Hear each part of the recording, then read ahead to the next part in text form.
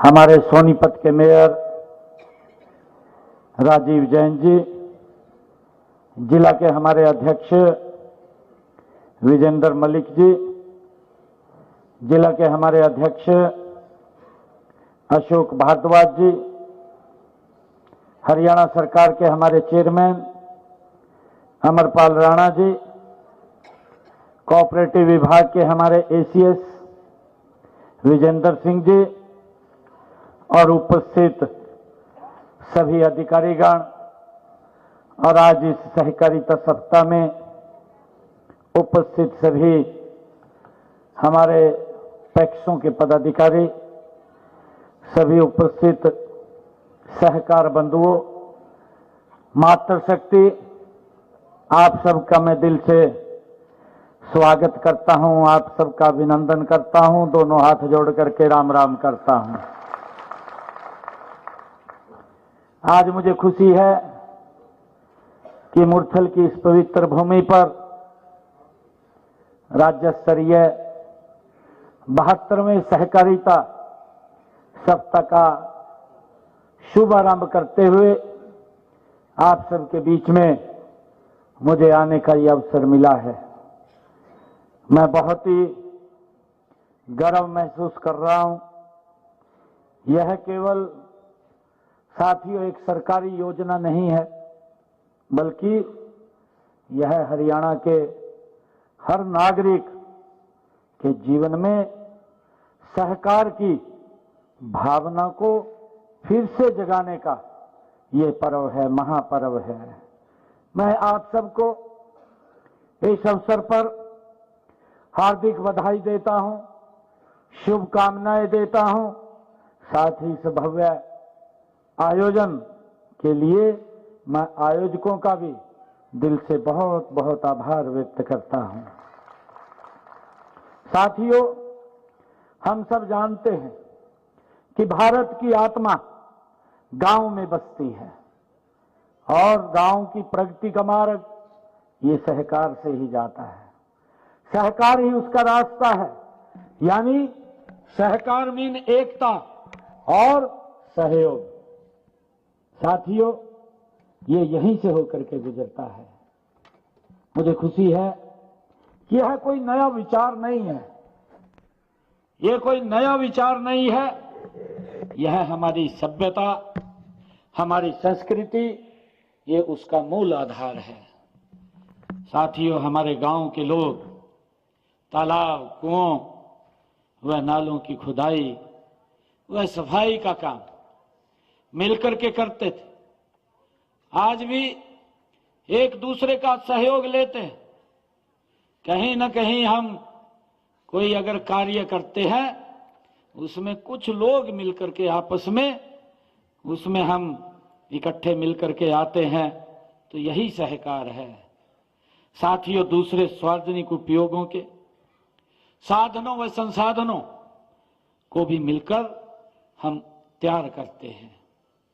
साथियों, इस साल को हम सहकारिता वर्ष के रूप में भी हम इसे मना रहे हैं। मुझे खुशी है कि इसके तहत देश भर के अनेक आयोजन वो हो रहे हैं। यह आयोजन सहकार से समृद्धि, समृद्धि से आत्मनिर्भरता, ये के संकल्प को सिद्ध करने का ये महत्वपूर्ण भूमिका निभाएगा।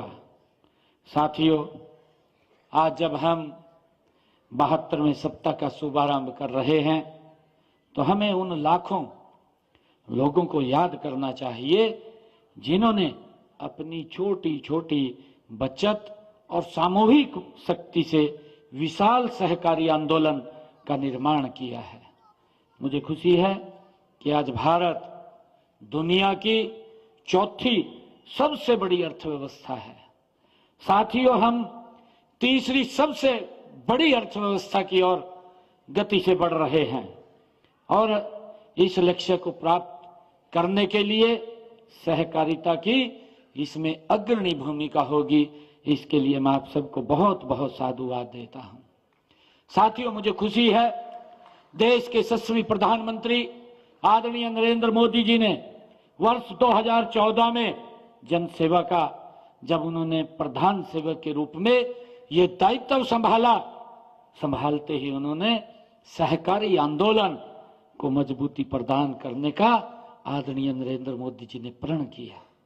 साथियों, हम सब जानते हैं कि उनका विजन सबका साथ, सबका विकास, सबका विश्वास और सबका प्रयास, इस मूल मंत्र के आधार पर सहकारिता की भावना का ये सबसे अच्छा उदाहरण हमें मिलता है।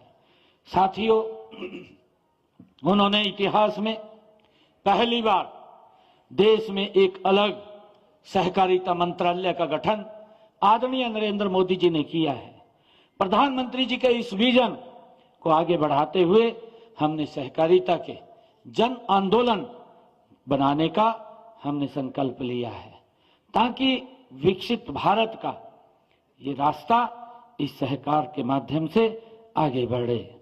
साथियों, हम सब जानते हैं कि हरियाणा वह भूमि है जिसने देश को अन्नदाता दिए हैं। साथियों, वीर योद्धा दिए हैं और सही मायने में प्रगति का मार्ग अगर किसी ने दिखाया है तो हरियाणा ने दिखाया है। सहकारिता आंदोलन, साथियों, सहकारिता आंदोलन हमारे राज्य की ये रीढ़ की हड्डी है।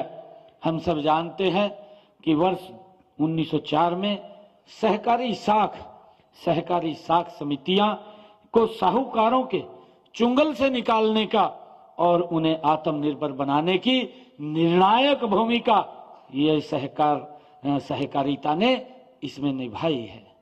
साथियों, मुझे भी खुशी है कि सहकारी आंदोलन जो केवल ऋण देने का तक ही सीमित नहीं रहा है, बल्कि इसे हम देखते हैं बाहर हमारे बहुत सारे जो एग्जीबिशन में स्टॉल लग रहे हैं, उसमें चाहे वीटा का स्टॉल हो, हैफेड जैसी हमारी संस्थाओं के माध्यम से दूध व अन्य कृषि उत्पादकों के उत्पादन व उनके विपणन में उल्लेखनीय नाम इन्होंने कमाया है। साथियों, मुझे खुशी है इसके अलावा आवास उपभोक्ता वस्तुओं की आपूर्ति तक भी इन्होंने पहुंच बनाई है। मुझे खुशी है। साथियों, बड़ी खुशी की बात भी है कि हरियाणा में सभी 19 जिला केंद्रीय सहकारी बैंक द्वारा प्रदेश में 3 लाख से अधिक किसानों को रुपए किसान क्रेडिट कार्ड वो जारी किए जा चुके हैं। साथियों, हरियाणा राज्य में 21 पैक्स केंद्र को गोदाम बनाने के लिए चुना भी गया है, ताकि वहां पर इस पैक्स के साथ साथ अन्य सामान भी वहां पर आम जन के लिए वो मिले। साथियों, मुझे खुशी है कि हमने प्रदेश में हरियाणा राज्य सहकारी कृषि एवं ग्रामीण विकास बैंक द्वारा समय पर कर्ज की अदायगी करने वालों के लिए ब्याज राहत योजना के तहत 50% हमने 50% की तक की छूट भी दी है। साथियों, मुझे बताते हुए कि अब तक हमने हरियाणा प्रदेश के अंदर 111 करोड़ रुपए की ब्याज की राहत वो दी जा चुकी है। साथियों, मैं बताना चाहूंगा कि समय पर अदायगी करने वाले प्राथमिक हमारे सहकारी समितियों के सदस्यों से फसली ऋण पर कोई ब्याज नहीं लिया जाता।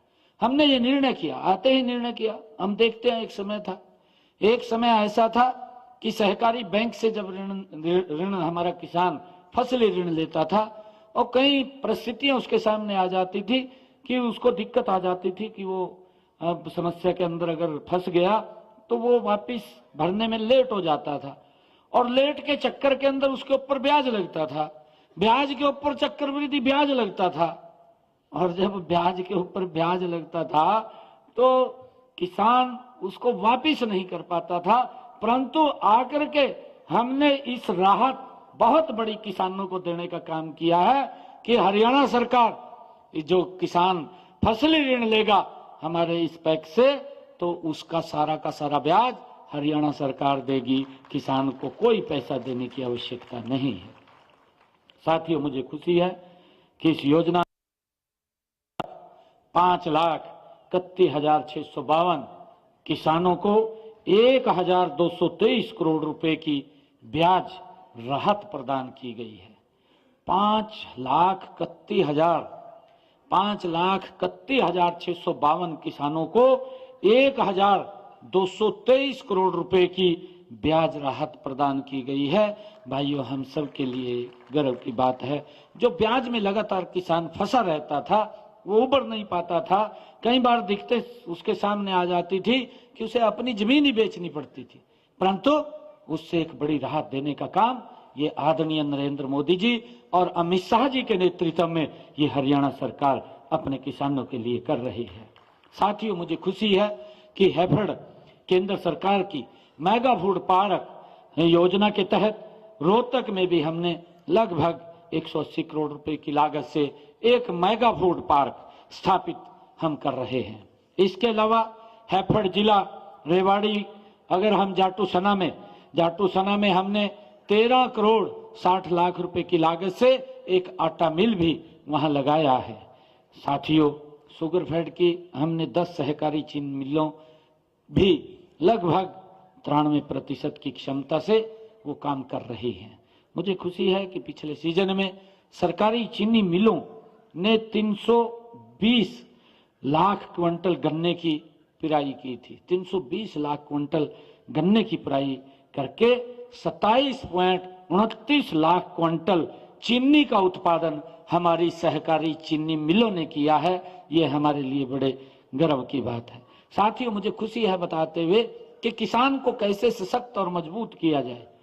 हमारी जो सहकारी चीनी मिलें हैं, किसान को उसकी फसल का लाभकारी मूल्य मिले। हमने पिछले दिनों निर्णय किया, हरियाणा सरकार ने निर्णय किया कि हम अपने किसान को 15 रुपए और ज्यादा भाव किस गन्ने के देंगे, और आज देश का सबसे ज्यादा अगर भाव गन्ने का कहीं मिल रहा है तो हरियाणा राज्य के अंदर मिल रहा है 415 रुपए क्विंटल के हिसाब से। साथियों, मुझे ये भी बताते हुए कि प्रदेश में प्राथमिक सहकारी श्रम और निर्माण समितियों को उचित मान सम्मान प्रदान भी किया जा रहा है। साथियों, मुझे ये भी खुशी है, इसके लिए हमने 1 करोड़ रुपए तक के कार्य लोक निर्माण विभाग के संबंधित सर्कल टेंडर रेट के आधार पर हमने आरक्षित किए हैं। साथियों, मैं बताना चाहूंगा कि प्रदेश में सहकारी बैंकों के माध्यम से महिला सहकारी समितियों को 5 लाख रुपए तक के ऋण बिना सिक्योरिटी के उपलब्ध कराने का ये करवाए जाते हैं। ये भी निर्णय हमारी सरकार ने लिया है, और इसमें लोन का 20% या अधिकतम 1 लाख रुपए तक की अनुदान राशि सरकार द्वारा वहन की जाती है। ये महिलाओं के लिए हमने महिला सहकारी समितियों को ये ऋण देने का निर्णय हमने किया है। साथियों, इसी प्रकार हमने सब्जी और व फल उत्पादक हमारी जो सहकारी समितियां हैं को अपने व्यवसाय का विस्तार करने के लिए उनको भी हमने 5 लाख रुपए तक का ऋण दिया जाता है। इससे समिति को 20% या अधिकतम 1 लाख रुपए तक अनुदान राशि वो प्रदान की जाती है। साथियों, ताकि हमारे जो समितियां हैं उन समितियों को सरकार लगातार सहयोग करके उनको आगे बढ़ाने का काम निरंतर हमारी सरकार कर रही है। मुझे खुशी है। साथियों, मैं बताना चाहूंगा कि हम प्रदेश में सहकारी आंदोलन को एक नया रूप देने के लिए हमारी सरकार ये कृत संकल्प है। साथियों, हमने सभी प्रकार की सहकारी समितियों के लिए लगभग 40 पहलें हमने की हैं। हमने सहकारिता क्षेत्र को आधुनिक, पारदर्शी और प्रतिस्पर्धी बनाने के लिए एक के बाद एक नई हमने कई कदम इसके लिए उठाए हैं। प्रदेश के सभी, हम सब जानते हैं कि प्रदेश के सभी 710 जो पैक्स हैं उनको हमने कंप्यूटर से जोड़ा है, उनका कंप्यूटरीकृत किया है। साथियों, हम देखते हैं कि हमारी जो पैक्स थी उसके ऊपर से विश्वास उठ गया था। मेरे किसान का विश्वास उठ गया था कि वो बोलता था कि ये पैक्स एक खाली यहाँ पर एक दीवारों का ही खंडर है। हम देखते थे और हमारे किसानों को जो लाभ उससे मिलना चाहिए था वो पिछले दिनों उसके अंदर बड़ी कमी आई है। चाहे उनके MCL के लोन लेने की बात हो, क्योंकि ये पैक्स एक ऐसी ये सुविधा, ये क्योंकि पब्लिक के लिए, लोगों के लिए, हमारे किसानों के लिए, आमजन के लिए ये एक ऐसी सुविधा है कि व्यक्ति वहां से अपने कार्य को जितना आगे चाहे बढ़ा सकता है उसके सहयोग से। परंतु इस प्रकार का एक सिस्टम बीच में खड़ा हुआ कि भाई जो पैसा ले लिया वो पैसा वापिस नहीं करेंगे, उसमें चाहे अधिकारियों को भी, जो वहां उस समय के हमारे अधिकारी थे, उनकी भी उसके अंदर कोई ना कोई गलतियां हो सकती हैं, उसके कारण ये बड़ी दिक्कतों का सामना करना पड़ा। परंतु आज हमने उसको कंप्यूटराइज किया है ताकि अगर कोई भी व्यक्ति उसमें 5 रुपए भी जमा कराए तो वो 5 रुपए उसके ऑनलाइन वो दिखाई दे, और अगर पैसा निकलवाए तो वो पैसा भी उसका नजर आए। नहीं तो पता नहीं लगता था, ये पता चलता था कि अभी साइन करवा लिए, पैसे निकल गए, और उस तक खबर नहीं आती थी।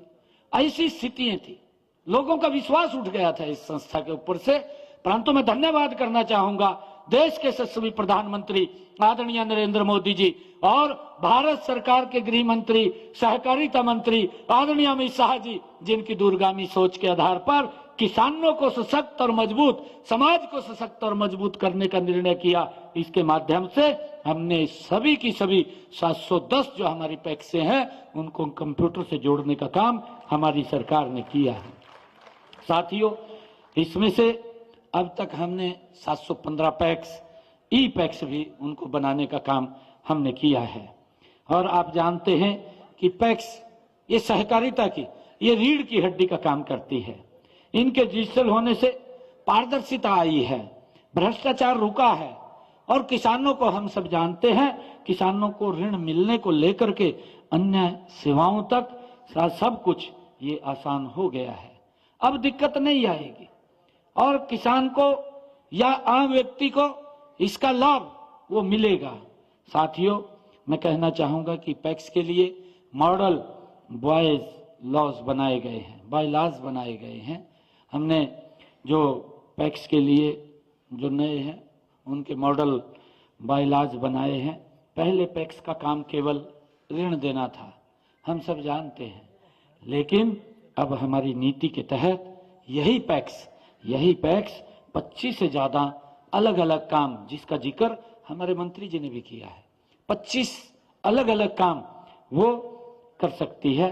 आपके गांव में सहकारी समिति कॉमन सर्विस सेंटर चला सकती है, जिसका जिक्र हमारे विजेंद्र जी ने भी किया है, जो कोऑपरेटिव के एसीएस हैं, और हमारे मंत्री जी ने भी इस बात का जिक्र किया है कि हमारी जो सहकारी समिति है वो अन्य 25 काम भी इसके माध्यम से कर सकती है, जिससे आम जन को उसका लाभ मिले और आम जन उससे लाभान्वित हो। इसके अंदर चाहे सीएससी सेंटर की बात हो, पंप, पेट्रोल पंप वो जी चला सकती है, एलपीजी की एजेंसी ले सकती है, हमारी जो ड्रोन से खेती की मदद में भी ये कर सकती है। यानी कि गांव की जो समिति है, गांव की समृद्धि का ये सेंटर बन रही है। ये आदरणीय प्रधानमंत्री जी और आदरणीय अमित शाह जी की दूरगामी सोच है। जो हमारी गांव की समिति है वो गांव के सेंटर की समृद्धि बन रही है, ये हमारे लिए बहुत गर्व की बात है। साथियों, सबसे बड़ा कदम हमने सहकारिता क्षेत्र में दुनिया की सबसे बड़ी अन्न भंडारण योजना हम शुरू कर रहे हैं। आप कल्पना कीजिए कि देश के हर ब्लॉक में सहकारी समितियों द्वारा बड़े बड़े गोदाम वो बनाए जा रहे हैं। इससे क्या होगा? इससे देश में अनाज की बर्बादी नहीं होगी। नहीं तो हमारे किसान को आप देखते भी हैं कि बाहर गोडाउन खुले में अनाज लगा रहता है, बरसात के अंदर खराब हो जाता है, खराब होकर के खाने योग्य भी नहीं रहता। वो मनुष्य के खाने योग्य तो नहीं रहेगा, परंतु पशु के खाने योग्य भी नहीं रहेगा। इस प्रकार की स्थिति हो जाती है। परंतु अब हमने इन सहकारी समितियों द्वारा बड़े बड़े गोदाम बनाए जाएंगे, ये भी हमने निर्णय किया है। साथियों, इससे देश की अनाज की बर्बादी वो रुकेगी। हमारे किसान भाई बहन अपनी उपज जो मजबूरी में कम दाम पर बेच देते थे, अब उनको गोडाउन में रखने का उसका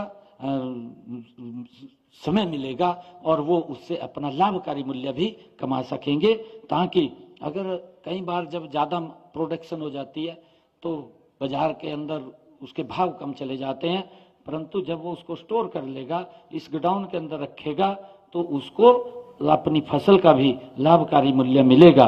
इन गोदामों में जो सामान वो रखेंगे, जब बाजार में सही दाम मिलेंगे तब वो उसको बेच भी पाएंगे।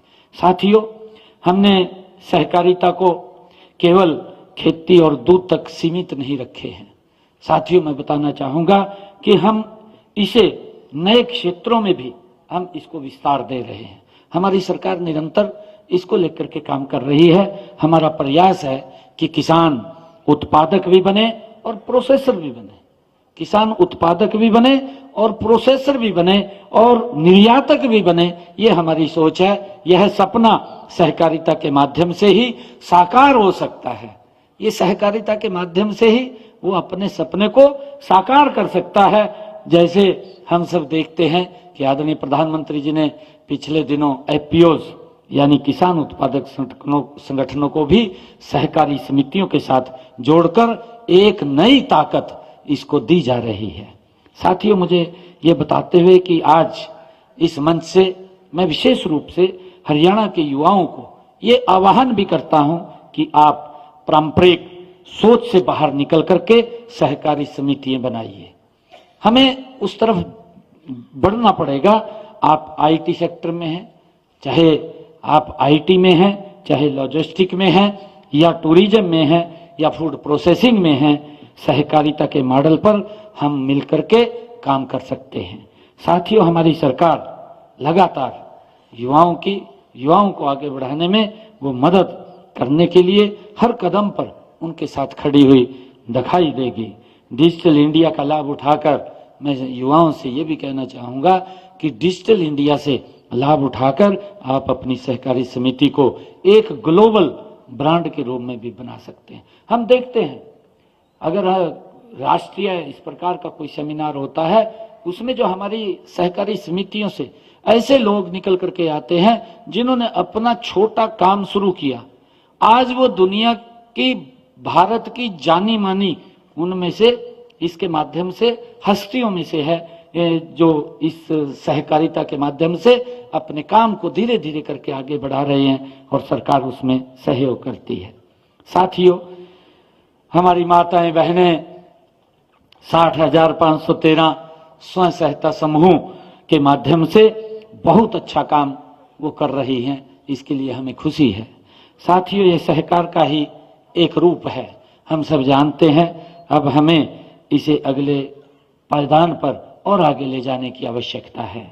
आप आचार, हमारी जो सेल्फ हेल्प ग्रुप की बहनें हैं, उनको कितना सहयोग सरकार इसके माध्यम से, उनका भी एक ग्रुप बना होता है और उस ग्रुप के माध्यम से निरंतर सरकार बहनों को सशक्त करने का काम करती है, उनको आगे बढ़ाने का काम करती है। और हम देखते हैं कि वो जब अपने इस ग्रुप के माध्यम से काम करती है तो उसमें चाहे वो अचार बनाने का काम हो, पापड़ बनाने का काम हो, हस्तशिल्प से लेकर के बड़े पैमाने पर चाहे टेक्सटाइल और खाद्य प्रसंस्करण यूनिट लगाने का बात हो, उसके अंदर लगातार ये काम कर रही हैं। साथियों, इस 72वें सहकारिता सप्ताह के अवसर पर हम सब मिलकर आज हमें ये प्रण लेने की आवश्यकता है कि हम सहकार की भावना को अपने जीवन का अभिन्न अंग हम बनाएंगे। हम मिलकर के काम करेंगे, एक दूसरे का हम साथ देंगे और हरियाणा को देश का सबसे समृद्ध और सबसे खुशहाल और सबसे सहकारिता उन्मुख राज्य बनाने का काम हम करेंगे। साथियों, मुझे बताते हुए कि जब मैं यहाँ पर आया हूँ, इससे पहले गुरु तेग बहादुर जी के 350वें शहीदी दिवस जो बड़े पद्धर के ऊपर पूरे हरियाणा प्रदेश के अंदर वो मनाया जा रहा है, उसके अंदर हरियाणा सरकार और हरियाणा गुरुद्वारा प्रबंधक कमेटी मिलकर के अपने महापुरुषों के उस इतिहास को जन जन तक पहुंचाने का काम हम कर रहे हैं। उसी कड़ी के अंदर हमारे खुशहाल सिंह दैया, जो हमारे बड़ खालसा, जो यहीं बड़ खालसा गांव से ही थे, जब गुरु जी का उस मुगल शासक औरंगजेब ने ये फरमान जारी किया था कि गुरु जी का शीश धड़ से अलग कर दिया जाए और भाई जैता जी जब उस शीश को लेकर के सम्मान पूर्वक आनंदपुर साहब लेकर के जा रहे थे, और तब उस जालिम औरंगजेब को पता चला कि ये गुरु जी के शीश को उठा करके ले गए हैं, तो वो उनको अपमानित करना चाहता था। उन्होंने अपनी सेना को उसके पीछे लगा दिया, और जब उसके पीछे लगाया तो भाई जैता जी यहाँ बड़खालसा, जो कौशाली गांव के नाम से जाना जाता था पहले, उस गांव के अंदर वो चले गए भाई जैता जी, और वहां पर उनको खुशहाल सिंह दहिया वो व्यक्ति मिला, और वो उसको अपने घर में ले गया। और खुशहाल सिंह दहिया ने उसने कहा कि मेरे पीछे मुगल सेना लगी हुई है, और पूरा का पूरा गांव मुगल सेना ने वो चारों तरफ से घेर लिया था। और खुशहाल सिंह दहिया एक ऐसे महानायक, इस गुरु के वो प्यारे गुरु के भक्त वो ऐसे थे, उन्होंने कहा जैता भाई जैता जी को कि आप गुरु जी के शीश को लेकर के आनंदपुर साहब जा सकते हैं, मैं अपना शीश इन मुगलों को काट करके दे दूंगा, ताकि औरंगजेब को ये लगे कि ये गुरु जी का शीश है, क्योंकि उनका जो चेहरा था वो गुरु जी से मिलता था। ऐसी हमारी जो संस्कृति, हमारे संस्कार, हमारे धर्म की रक्षा के लिए ऐसी महान बड़ी कुर्बानी है जिन महापुरुषों ने दी है, जिन महान गुरुओं ने दी है, उनकी याद के अंदर हमने पूरा 1 नवंबर से लेकर के 25 नवंबर तक, जो गुरु तेग बहादुर जी का 25 नवंबर को शहीदी पर्व हम बड़े पद्धर के ऊपर मना रहे हैं, उसमें के लिए एक बड़ा ये जो करैक्टर है इनका बड़ा उसमें योगदान रहा है। मैं आप सबको भी उसके लिए आमंत्रित करता हूं, और आप सबका मैं धन्यवाद करता हूं कि आज इस 72वें सहकारिता सम्मेलन में हम यहाँ एकत्र आए हैं। सहकार से समृद्धि, शहर से आत्मनिर्भरता, यह हमारा मंत्र है और यही हमारा भविष्य है। मैं आप सबका दिल से बहुत बहुत धन्यवाद करता हूं। इन्हीं शब्दों के साथ जय हिंद, जय भारत, जय भारत मां, भारत माता की, भारत माता की। सिर्फ 5 मिनट के लिए आप संबोधित कर रहे थे, सहकारिता को अपने जीवन में अभिन्न अंग बनाने को कहा, और साथ ही साथ अन्य बातों पर भी जिक्र करते हुए नजर आए। किसान उत्पादक प्रोसेसिंग के साथ निर्यातक भी बने। तो मुख्यमंत्री नायब सिंह सैनी ने इन तमाम विषयों पर अपनी जानकारी साझा की। वहीं हरियाणा के युवा पारंपरिक सोच से निकलकर सहकारिता पर ध्यान दें, वहीं डिजिटल का इस्तेमाल करके ग्लोबल पर सहकारिता बनाएं। अहम खबर साझा कर रहे थे।